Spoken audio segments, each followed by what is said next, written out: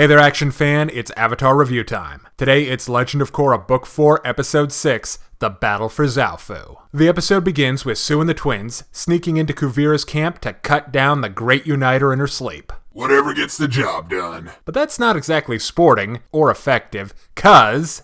It's a trap! I love that clip.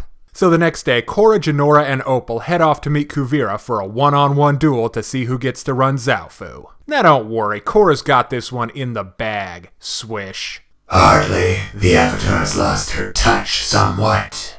Okay, in the beginning it's a little bit rocky, but she almost wins with the Avatar state. Till Zambora shows up again. Yeah, that is so unfair. But before Kuvira can ice the Avatar, the Airbenders save the day. So Tenzin's kids, Korra and Opal, head back to Republic City, while Kuvira and Junior are working on their giant death ray of evil. Speaking of, over at the B-plot, Varrick and Bolin are being forced to work on the Spirit Vine death ray thing. But Varrick sticks it to the man by rewiring the contraption into a bomb. And with a little help from everyone's favorite lava bender, he and Bolin escape.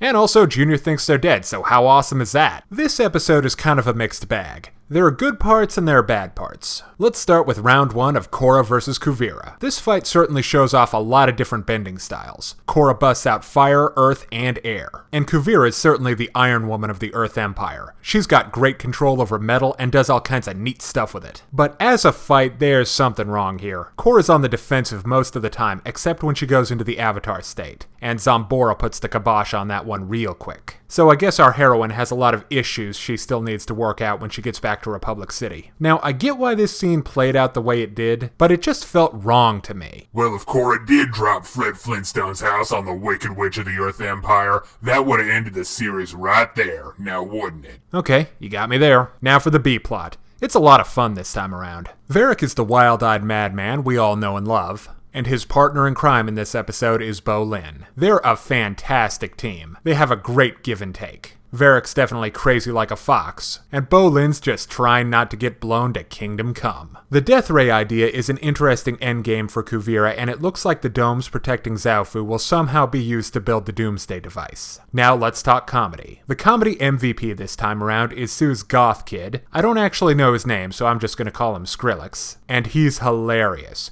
He's got 2 killer moments in this episode. One is in his art class with Milo and Iki, and later when he's being dragged off by Kuvira's fan club. Bolin and Varrick are an awesome comedy duo.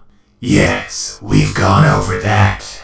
But wait, I didn't talk about their secret weapon, Junior. He's their straight man, and gosh darn it if it doesn't work. Junior's also really expressive, and that's always comedy gold. Opal's also got some really good scenes. There's a lot of conflict between her loyalty to the air nomads and her love for her family. Yeah, she's got nothing to worry about. They're all gonna have some nice family bonding time at one of Kuvira's, resorts. Okay, now it's time to break down the good and the bad in Legend of Korra, The Battle for Zaofu. On the good side, Varrick and Bolin are a great team. Skrillex is hilarious, the Death Ray plot looks like it's going somewhere big, and there's some nice character drama for Opal and the rest of Sue's family. On the other hand, the A-plot is so frustrating for me. Korra's still not 100% back on her game, and the way they just hang on it really puts a damper on the episode. So I give Legend of Korra Season 4, Episode 6, The Battle for Zaofu, a 3 out of 5. If you're interested in more reviews of anime, movies, TV shows, comic books, or video games, check out my channel on YouTube at StupidPrivate913, or find my Facebook and DeviantArt pages for video updates and more.